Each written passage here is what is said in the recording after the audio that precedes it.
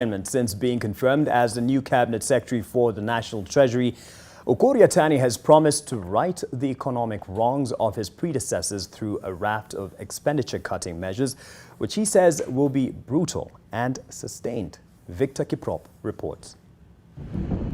After 3 years of massive borrowing and spending on mega infrastructure projects that have plunged the country deep in debt, the government appears to be finally admitting its blunders. The area that we keep on spending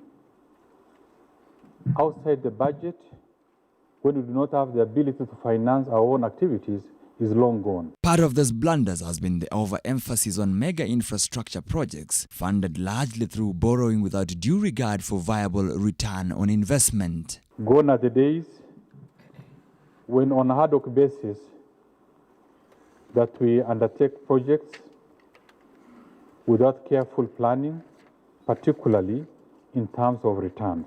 And we strike a balance between short-term projects with immediate outcomes and avoid putting too much emphasis on large, long-term projects with delayed benefits.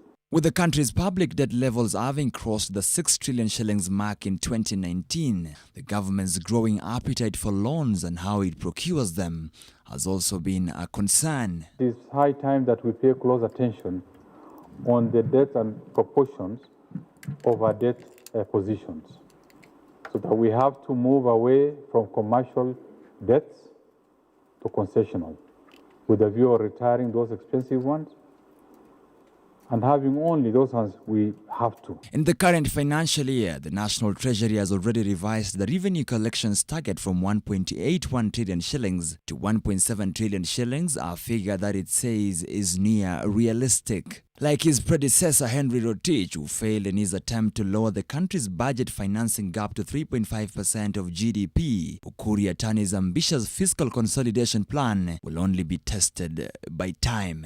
Victor Kiprop, and